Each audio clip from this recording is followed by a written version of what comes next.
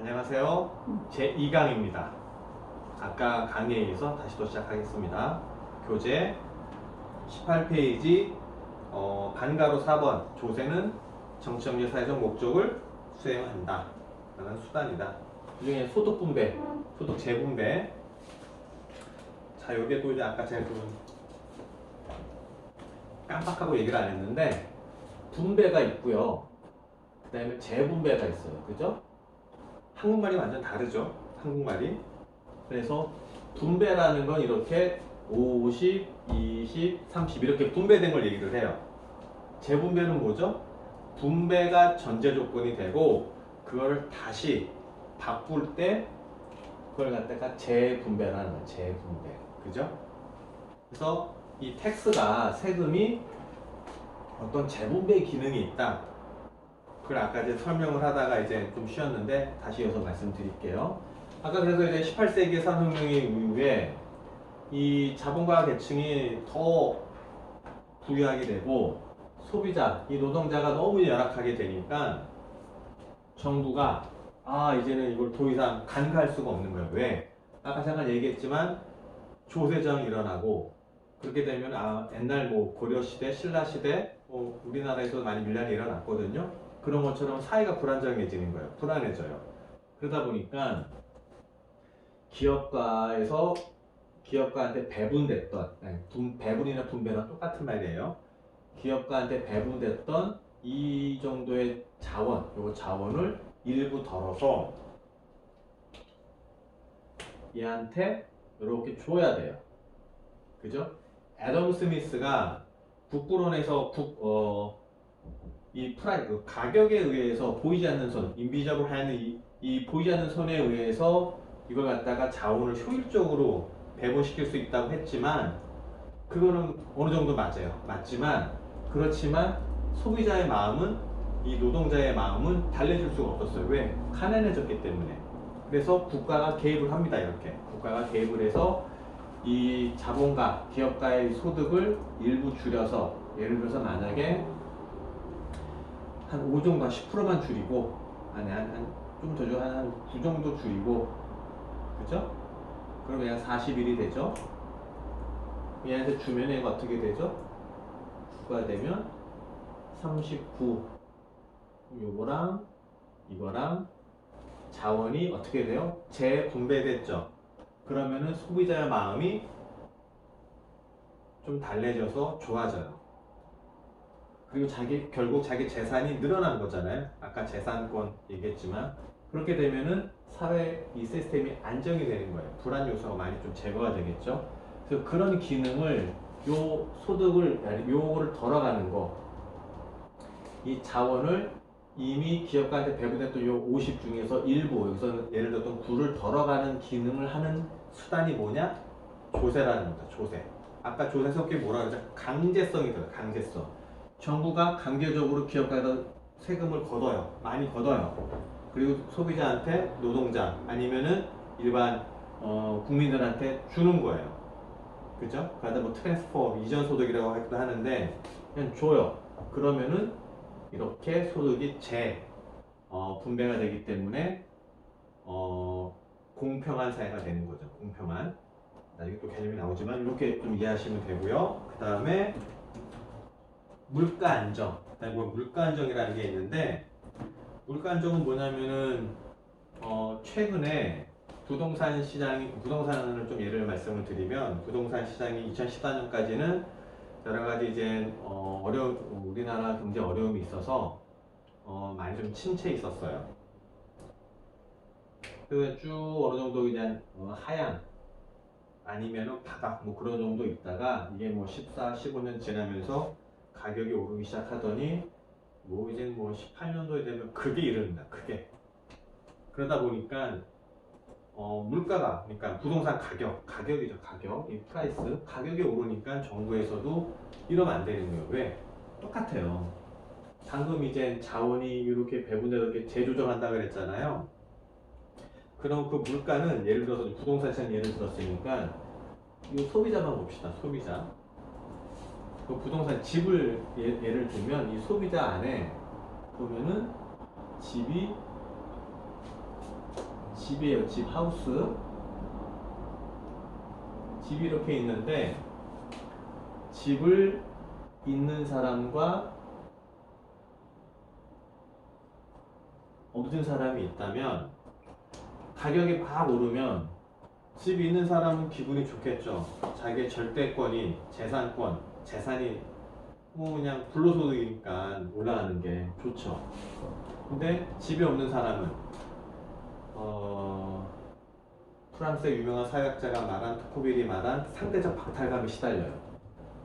분명히 열심히 근로를 하고 꼬박꼬박 저축하고 근면성실하게 사회생활 경제활동을 하지만 단지 집이 없다는 이유로 굉장히 상대적 박탈감을 느낀다고요. 그러면 어떻게 돼요?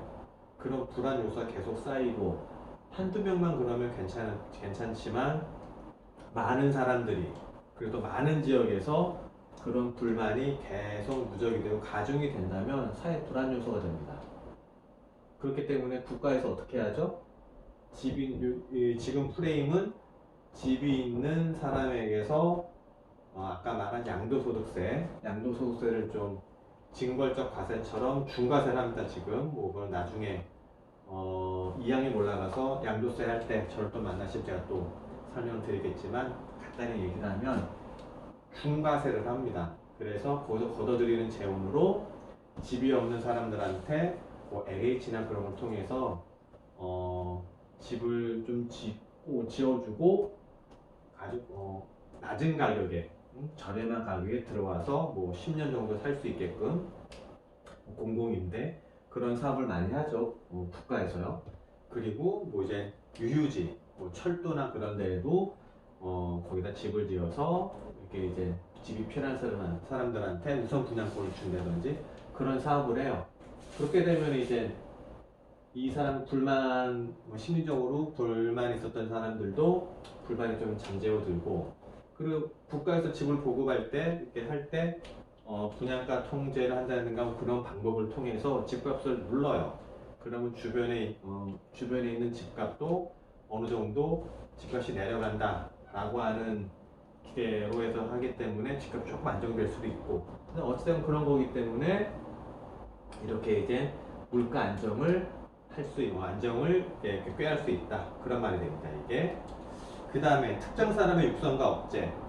예를 들어서 이제 우리나라 같은 경우에는 뭐 삼면이 바다고, 그 다음에 지하 자원이 좀 별로 없다 보니까 우리나라 같은 경우는 수출에 굉장히 많은 의존을 합니다. 우리나라는.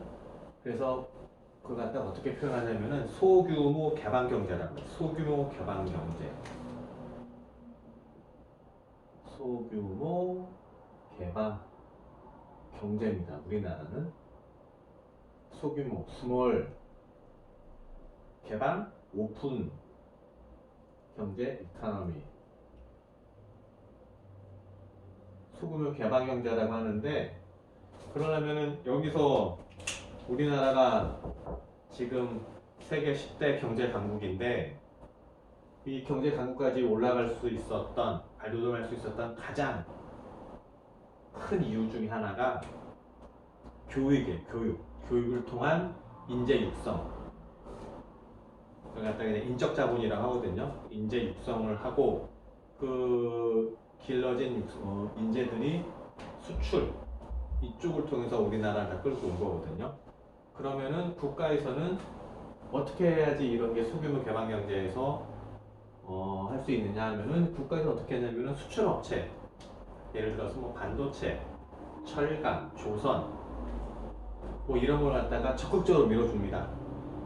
여러 가지 세제 혜택을 주고요, 세금도 감면해주고, 그리고 그런 회사에 직원을 채용을 하면 인건비에 대해서 어느 정도 지원도 해주고, 그런 걸 통해서 지원을 많이 해주니까 그 회사들은 자기 어떤 원가, 비용 부담이 줄어들죠. 그러니까 수출에 더 이제 수출 가격이 더 낮아질 수 있고, 그러면은 해외 같은 우리나라에서 자동차를 수출할 수도 있고, 일본, 뭐 인도 뭐 이런 다 수출할 수가 있는데, 거기다 미국 시장이 모였다 가정하면 같은 차종이라고 하더라도 우리나라 차가 상대적으로 쌀 수가 있어요. 싸져요, 가격이.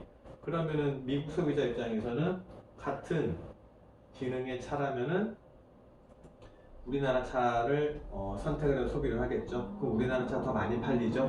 많이 팔리다는 건 수출이 더 많이 된다는 거죠. 그래서 이렇게 소규모 개발 경제에서는 그런 수출 위주로 해서 이렇게 규모가 커진 거고요. 그래서 그렇게 이제 특정 산업을 육성할 수가 있는 거죠. 이렇게. 그냥 반대로 사회 별로 좋지 않은 그런 산업들이 예를 들어서 마약 그런 거는 굉장히 안 좋죠. 그럼 어떻게 합니까? 굉장히 크게 단속합니다. 크게 단속하고요. 그리고 어떤 이제 안 좋은 업종이나 뭐 그런 것들은 일반적인 세율보다는 뭐 굉장히 높은 세율로 과세를 하기 때문에 뭐 유흥업소들 같은 경우에 그러면은 아무리 많이 좀 그게 돼도 자기가 소득한 거 소득이 발생을 해도 다른 업종들은 100원 벌어서 만약에 한 20원 낸다면 그런 데는 뭐 50원, 60원 내게끔 하면 자연히 그쪽 사업을 하려고 하는 사람들이 인센티브가 동기 유발이 잘 안 되겠죠. 그래서 자연스럽게 그걸 억제하는 그런 효과가 있게 됩니다. 그렇게 이해하시면 되고요. 그 다음에 구매력 규제 이것도 마찬가지. 이게 무슨 말이냐면은 아까 이제 빵 얘기했잖아요. 빵 얘기를 했는데 빵이 지금 예를 들어서 빵보다는 이제 쌀, 요즘에 남아도는 쌀 얘기 좀 해볼게요. 우리나라가 지금 쌀은 자급자족을 합니다. 다른 이제 식량들은 자급자족률이 굉장히 낮은데 쌀만은 100%가 넘어요.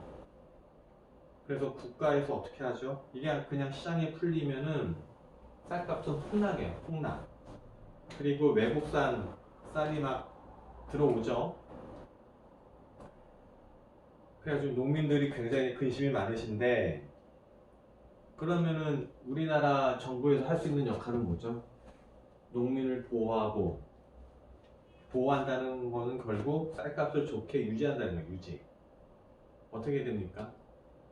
농민을 보호하는 입장에서 쌀값만 막 올려놓으면 소비자가 또 그러면은 굉장히 좀 힘들어지잖아요.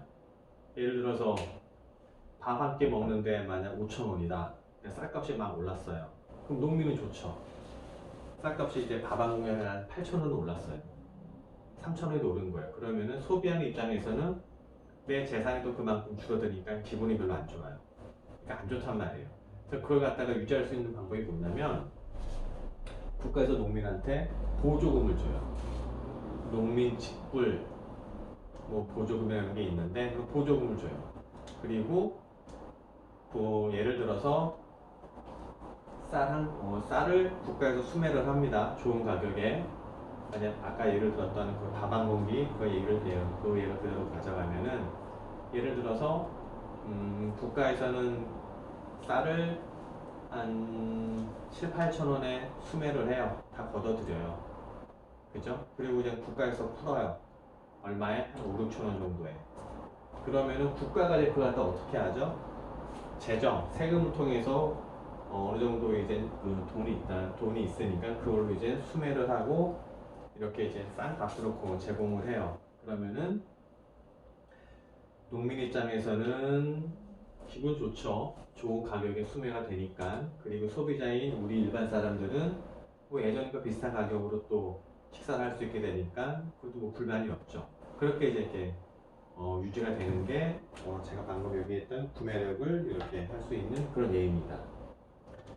그리고 이제 WTO에서는 자꾸 보조금 주는 거에 대해서는 이게 이제 자유 경쟁이 아니다 해서 이제 여러 가지 좀 문제가 있었죠. 제소도 하고. 그럼 다음 얘기고 또 그 다음 보면은 경기 조절 등의 기능을 또 한다. 경기 조절이 뭐냐면 지금 경제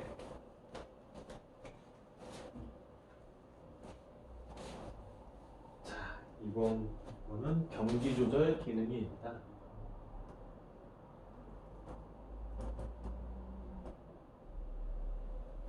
일반적으로 봤을 때는 1950년 지금 몇 년도죠? 2020년이에요.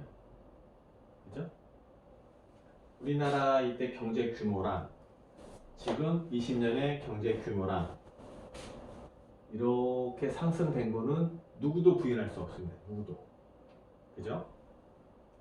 근데 이게 하루도 쉼 없이, 어떤 해도 쉼 없이 무조건 이렇게 우상향 그래프로 되었을까요? 아니에요. 그건 아니고 이렇게 출렁하면서 이렇게 오는 겁니다. 이렇게. 그죠? 근데 이 추세를 보면 이제 추세, 트렌드라고 하는데 이 추세를 보면은 이 중간에 맨 처음에 봤던 화살표 트렌드는 우상향이지만 경기가 좋았을 때도 있고 어떤 애는 나쁠 수도 있고 이제 오르락 내리락 하면서 이렇게 경제는 발전을 해요. 일반적으로는요. 그러면 이렇게 이제 경기가 좋았을 때 경기가 나빴을 때 그걸 갖다 어떻게 표시하냐면은 플러스 일반적으로 표시하고 경제학적으로는 마이너스를 표시하는데 이렇게 마이너스. 그러면 경기가 좋았을 때는 다들 좋아하죠. 뭐 다들 이제 기업도 잘 돌아가고 그리고 기업도 잘 돌아가니까 일반 소비자들은 월급도 많이 받고 좋아요. 근데 문제는 뭐냐면 경기가 좋으면 물가가 많이 상승해요. 일반적으로 봤을 때는요. 인플레이션이라고 하죠. 인플레이션이 발생하면 아까 내가 말씀드렸던 밥 한 끼 먹는데 5,000원 주고 사 먹었던 밥값이 한 10,000원이 되는 거예요. 물가가 인플레이션이 되면 물가가 오르면요. 그래서 그럴 때는 국가가 어떤 경제 정책을 써서 물가를 좀 누르죠. 그죠? 그런 게 필요하고. 근데 이렇게 이제 경기가 안 좋아요. 소득 우리나라 이제 3만 불 시대인데 뭔가 안 좋아서 한 2만 8천 불, 뭐 7천 불 떨어졌어요. 그럼 어떻게 하죠? 한국은행에서 금리를 인하시키고 그 다음에 추경,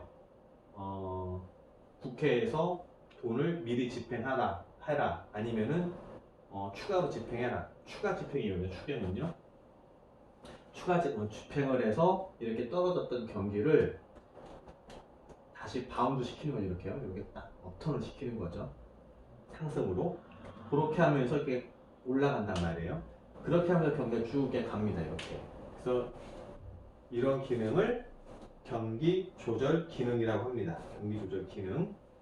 그리고 이제 경기 조절 기능의 이제 각주 이게 3번인데 각주 3번을 보면은 이게 너무 어려운 얘기인지 모르겠지만 그래도 나왔으니까 좀 간단히 설명을 할게요.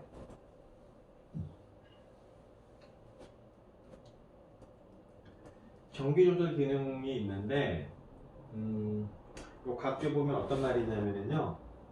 첫 번째 줄에 보면 뭐 바람직스럽지 못한 경제사회적 상태를 완화시키고 뭐 그런 말이 있어요. 바람직하지 않은 거. 근데 이렇게 보면은 뭐 잘 이해가 되는 학생도 있겠지만 잘 이해가 썩 좋지가 않아. 이제 예를 좀 들어줄게요. 자, 봅시다. 공장이에요, 공장. 아까 말한 기업가, 경제 주체, 소비자, 기업가, 정부 있을 때 기업가예요, 기업가. 공장에서 물건을 생산해요, 제조해요, 제조. 그래서 물건을 생산을 합니다. 근데 이제 물건 생산을 해서 뭐 이제 공급하고 수출하고 국내 소비자한테 공급하고 국외 소비자한테 수출하고 좋습니다. 다 좋은데 문제는 뭐냐면 이 공장, 기업을 운영하는 사람은 본인의 단가, 코스트를 낮춰야지만이 본인의 이 파이가 커져요. 그죠? 가장 그렇게 하기 위해서 노력을 하죠. 이윤 극대화. 이 기업가들의 가장 큰 목표는 이윤 극대화예요. 이윤 극대화. 이윤 극대화 원칙에 따라서 여러 가지 활동을 하게 됩니다. 하다 보면 여기 뭐가 발생하냐면요.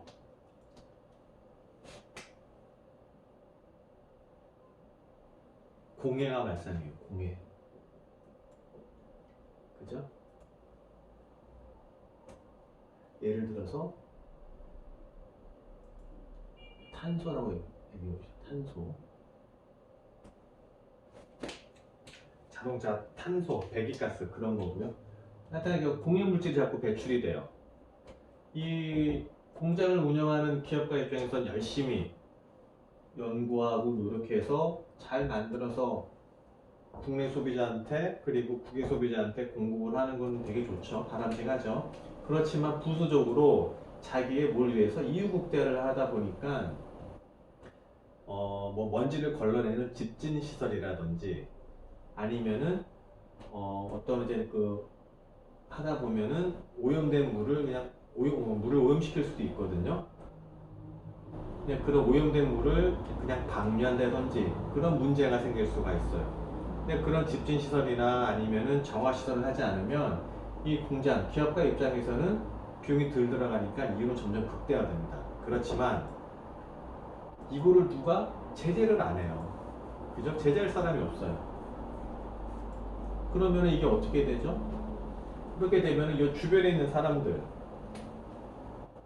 주변에 있는 주민들이 불편하죠. 공해가 발생하고 그 다음에 이제 그 나쁜 녹물이나 이상한 뭐 녹색물이 막 나오고 그러니까 이 사람들이 불편해요.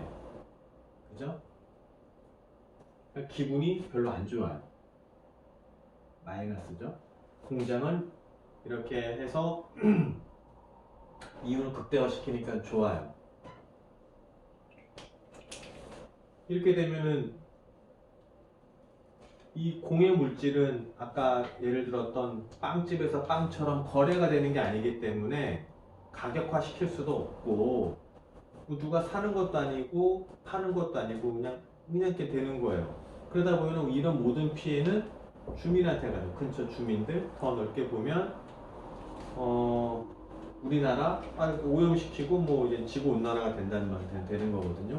그럼 이거를 무슨 말이라고 하냐면은 이런 현상을 갖다가 무슨 어떻게 표현하냐면은 부라고 마이너스 부의 외부 효과라는 거예요. 외부 효과.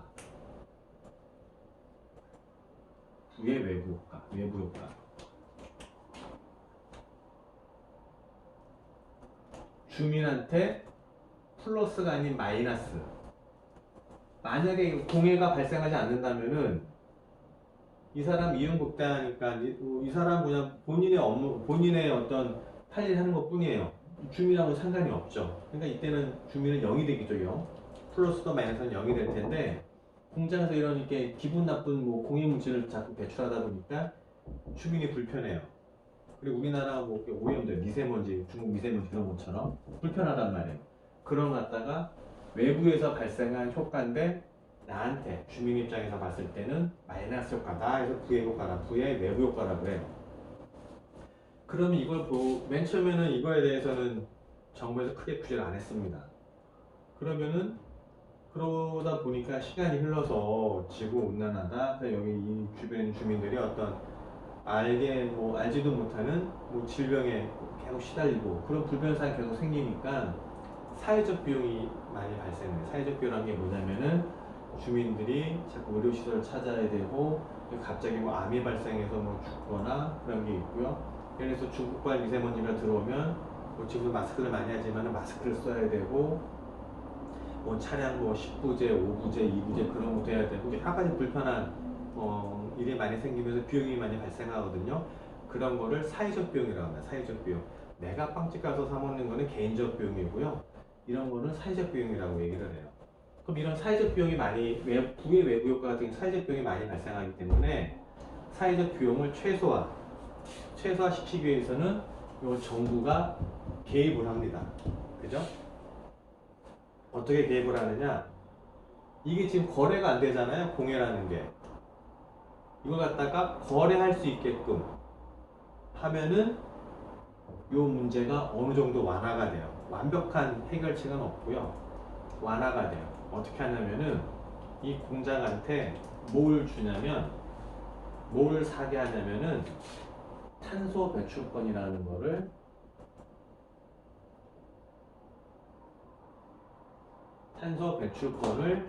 사게 합니다. 이거는 우리나라에서 임의로 부여하는 게 아니고요. 미국 선물시장, 시카고 선물시장에 가면은 탄소 배출권을 거래하는 시장이 있어요. 거기서 우리나라 총량을 사옵니다. 사오고 그 중에 A 공장, B 공장 이렇게 얘기해서 사가게끔 해요. 그러면 이 공장이 만약에 이제 탄소 배출권을 100원어치 사왔다. 그죠? 근데 이게 지금 공해 나가는 이 탄소량이 만약에 150원이다. 그럼 어떻게 해야 되죠? 얘는 정화를 위한 노력을 합니다. 왜? 50만큼 오버됐기 때문에 법을 위반하게 된 거잖아요.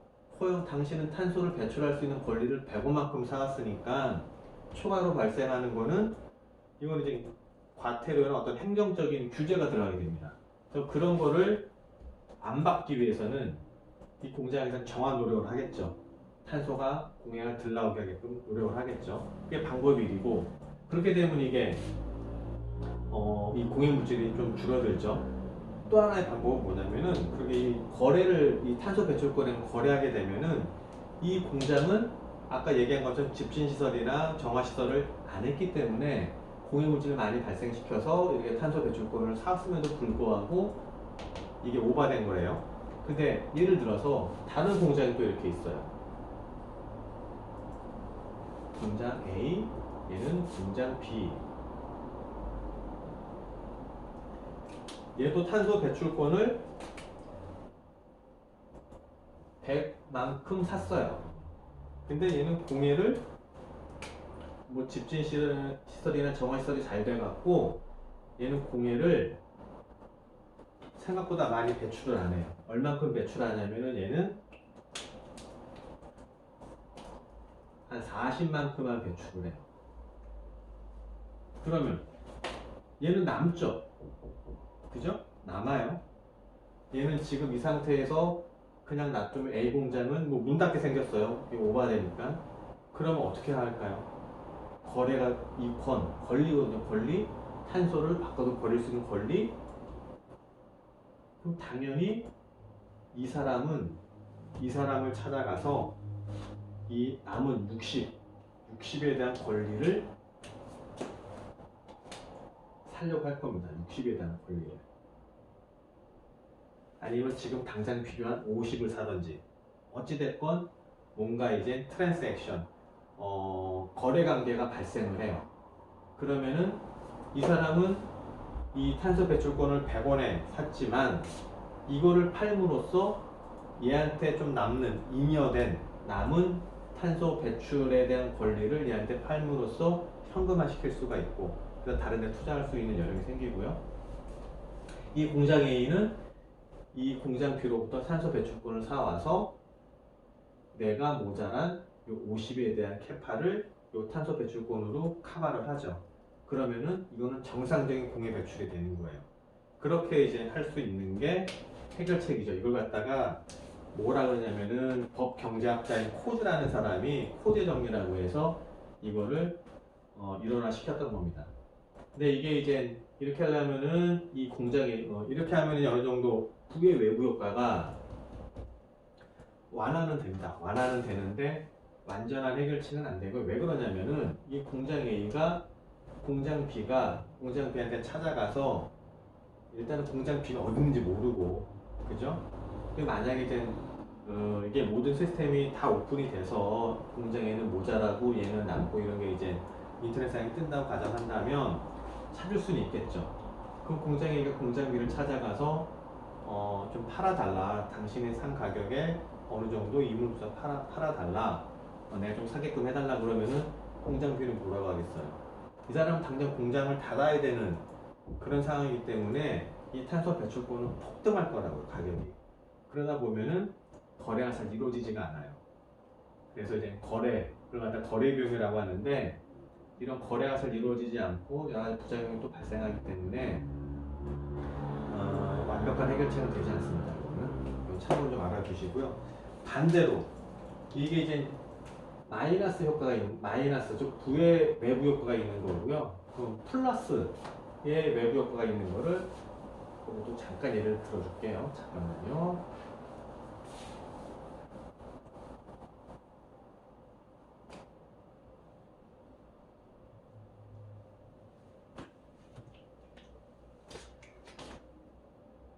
여기 벌을 키웁니다. 벌. 수능무늬가 양봉업자죠. 도르트문트 아주 좋습니다. 요즘에 좀 코로나 때문에 아직 그러고 있는데 양봉업자에서 벌을 키워요. 벌. 꿀을 채취를 해. 꿀을. 그리고 이제 이 양봉업자하고 상관없이 어떤 사람이 그냥 꽃을 좋아해요. 꽃을 굉장히 좋아해서 꽃밭도 크게 하고 이 개인이 꽃밭을 이렇게 일구고 있어요.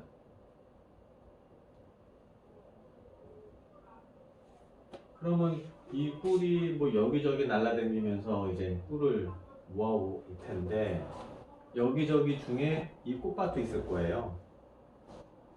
근데 이 꽃밭이 예전에는 없었어요.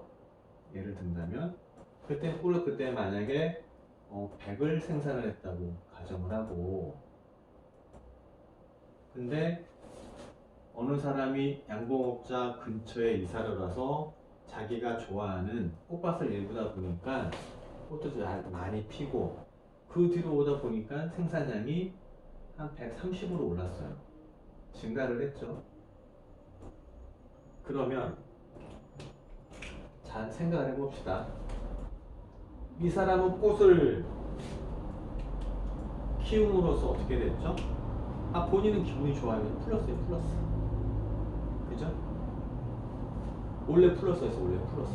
근데 이 사람은 원래 생산 100을 하고 있었죠.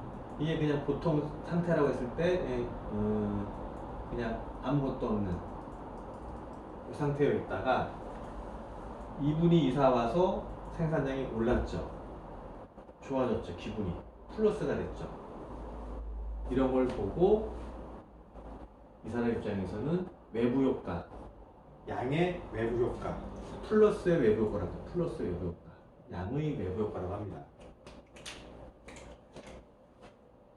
아까 공유하고는 반대죠. 이 상태에서 만약에 이 사람이 다른 데 이사 가면서 꽃밭을 더 이상 일구지 못하게 됐어요. 그러면은 다른 조건이 똑같다면 이 양봉업자는 생산량이 여기서 다시 100으로 되돌아가겠죠. 그죠? 이 양봉업자도 이 꽃밭 주인에 대해서 굉장히 감사할 거라고요. 그러면은 이 둘 간에 이 사람 이사 가려고 하는 이사 못 가게 잡아야 되잖아요. 그럼 어떻게 하는 게 제일 좋겠어요? 아까도 얘기했지만 양봉업자가 이 꽃밭 사람한테 사례를 하는 거죠. 사례.